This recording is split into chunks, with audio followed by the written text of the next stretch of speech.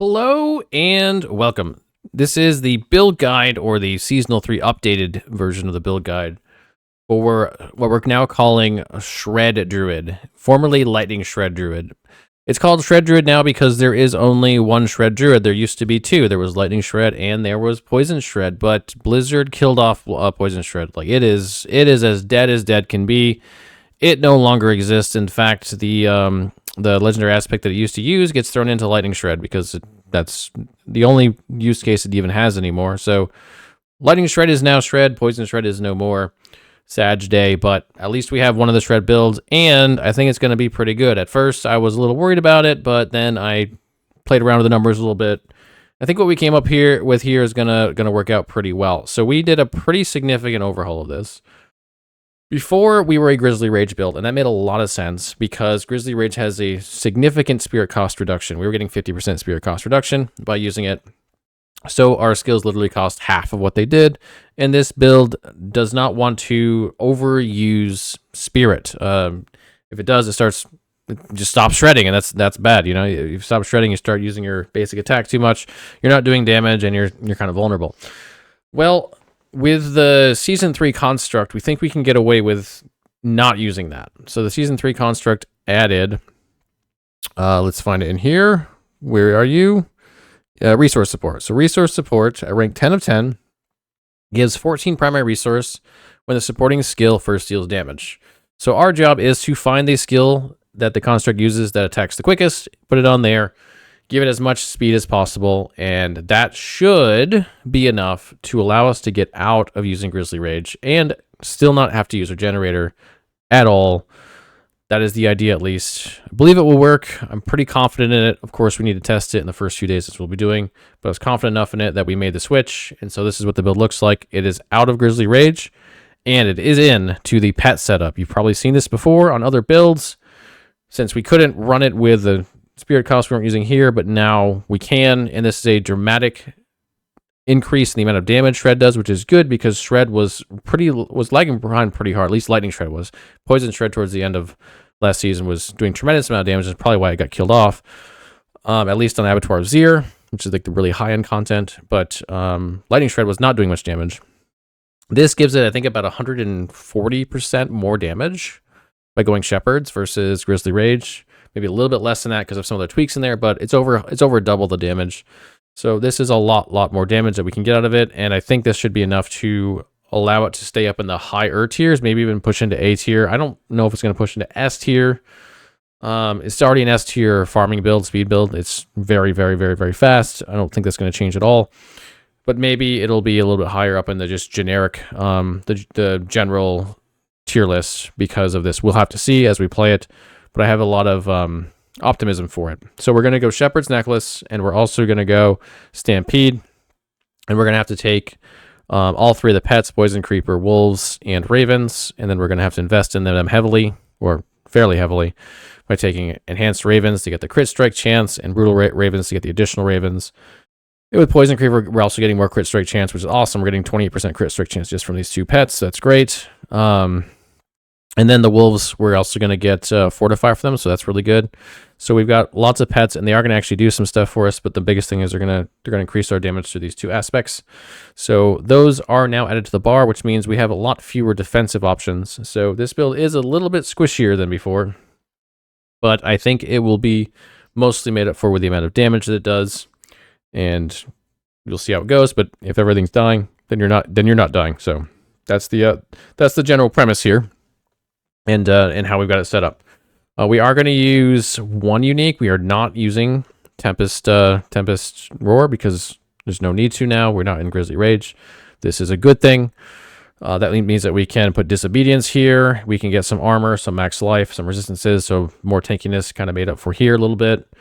And then we can put on Mad Wolf's Glee. If it turns out that we're still not tanky enough, it's not that big of an issue because we can pop it on Mad Wolf's Glee into a body armor that has 4 DRs, and we're going to look a lot better for it. But for now, I think we can get away with Mad Wolf's Glee, at least on most of the content, if not all of it. So we go Mad Wolf's Glee there. The rest of this is going to be pretty similar to before. We are going to go Craven on the boots because this build just doesn't have any access to Unstoppable, which is a Druid problem this season. You're going to see it consistently. It's very hard to get Unstoppable. About the only consistent sources of Unstoppable are going to be Earthen Bulwark and Debilitating Roar. Maybe if you're using the ring, if you're using the Hunter's Ring, Hunter Zenith.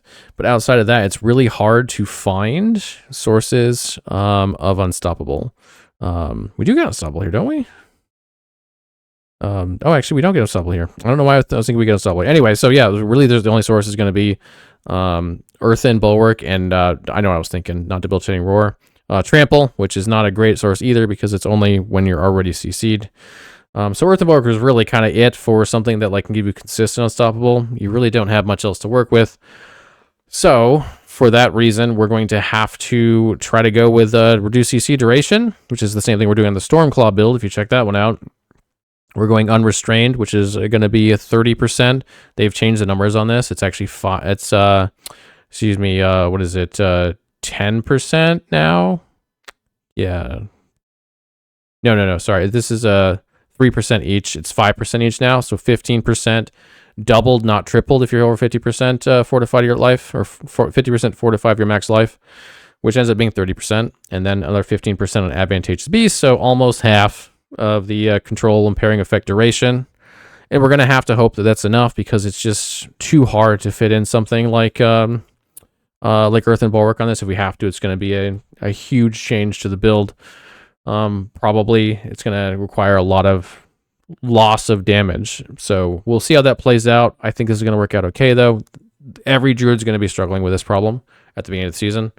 It's just, we just got kind of screwed with the vampiric powers. They were carrying us. They were carrying a lot of different classes, and we just all have to account for that. And this is what we're going to try to do with this particular setup. So we have lots of damage. There's lots of speed on this.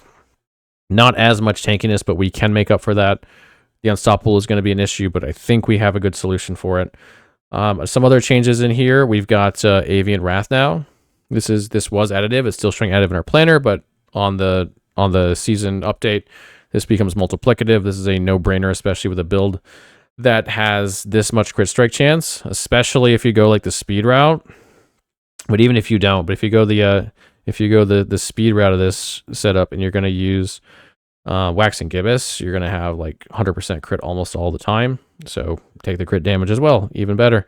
But even on the regular setup, we got a lot of crit chance in this, especially with the pets we've added. We've got the 8% there, which actually I had on one build last season. Turns out we weren't getting it. It was bugged. That was the patch notes. It's fixed now, so we're good. And then we got the 20% against enemies that are strangled by Poison Creeper. Obviously, this is up a ton. This is up, what, 6 seconds. No, that's not 3 seconds, 4 seconds because of this. So 4 seconds get an extra 20% crit chance. But we also get crit out of the Construct. So the Construct is doing a number of good things for us. And it's doing the resource stuff. It's also doing 15% crit strike chance. This should be pretty much 100% of the time on single targets. That's a lot of crit strike from one source. And it's also able to taunt enemies. And enemies that are hitting the Construct can't take damage. So that's effectively 100% damage reduction. That's really, really strong. So this is potentially going to be one of the more powerful support options in the entire season. So I think you're going to see that on just about every build. We have initiative here too, just to get the Construct towards the enemy really quickly, because the Gyrate's going to be a single target. By the way, like the Gyrate and Lightning Bolt and a lot of this stuff, you're going to find that we're guessing a lot on this stuff. Like, these are educated guesses, but a lot of the numbers we don't have. So these are going to change a lot. This is a good time to also point out. Check out the Maxroll written guide on this for any adjustments. I'll be making them. I'll be making especially the first few days of the season. I'll be adjusting to optimize it as much as possible. So what I'm saying in here is subject to change. Hopefully not that much, but especially when it comes to the season 3 powers, we're going to make adjustments as we find out that other things are more optimal, especially with like the skills, like the Governing Stones, because we have no idea. Like, Lightning Bolt launches lightning at targets. Cool. How much damage? How fast it do? How many arcs it do? We don't know. So until we actually test them out, we're not going to know which the best ones are. So right now we definitely are guessing on that, and we'll update that to the right ones as soon as we find out what they are. But let's go through what else we have on here. So we're trying to get as much speed out of Lightning Bolt as we can. So we're using Swift support. There's some question whether or not Swift's even going to work with this. Some people think it's going to be on a cooldown. I personally think this is just a skill that gets used that has an animation, and so Swift will help it. But again, we don't know until we test it. So if it doesn't work, we'll take it out. The resource support we talked about before, that's kind of allowing us to do this entire change in this build and get a lot more damage out of it. So that's really, really important. And then breaking support is a pretty cool one. It instantly destroys enemy barrier effects, which is nice, but not super important for the shred. The poison shred would love this, but not super important for this build. But the bigger thing is it's a source of vulnerable where we didn't have any before. Really, I think we have some on the Paragon board. I think this one takes vulnerable. Maybe this one doesn't. One of them takes it. Exploit, yeah, this one takes that. So outside of that, if we didn't have this after the first few seconds, we wouldn't have any vulnerable. But because of this, we can now get some vulnerable. The other significant thing is adding Blurred Beast. So Blurred Beast used to be the thing you did with Poison Shred, and if you read what it says here, it still looks like it does. However, this is no longer what it does. And once Season 3 goes live, this will not say it poisons. It does 100% instant poison damage. It's going to do, I think, 40% damage to poisoned enemies when it dashes. So on a speed or a fast setup where you're actually dashing stuff quickly, which this is going to do almost all the time, that's going to be 40% more damage. So that's why you see Blurred Beast on what used to be the Lightning Shred build now, and not in the Poison Shred build, and the Poison Shred's gone because that's what this does now. Okay, see what else is on here. Petrify does not. Let's talk about the boons. We talked about a little bit here. We'll talk about a little bit more. Advantageous Beast is part of that whole setup for the crowd control, reducing the duration of crowd control effects. We are taking Side Talons on this one over Swooping Attacks. It's just slightly better, but Avian Wrath we're definitely taking. Bolster to get our Fortify up. We're actually going to be fine on Fortify in this build. We're going to get Bolster, which means every time we use Blood Howl, we're going to get 15% Fortify. And Blood Howl is used a lot. We're actually getting another 15% of that as well, so it's a little bit more than 15%. But we use this very, very often because it's 1 second reduction of the cooldown every kill, and we kill things very, very quickly on this build. But also, since we happen to go to Wolves, we're also going to get Fortify from them. They have a 40% lucky hit chance with a 50% base lucky hit chance and a 40% of that to fortify us for 8% of our HP, and there's going to be 3 of them out there, so all 3 of them can attack. So each attack from them has a potential to fortify us, so we should be pretty good at Fortify. And then we have Masochist, which is one of our 2 healing sources, just along with Shred itself, which has the just built-in 2% of your max life every time you attack, so we should be pretty good on healing as well. Paragon board is basically the same. I don't think it changed at all.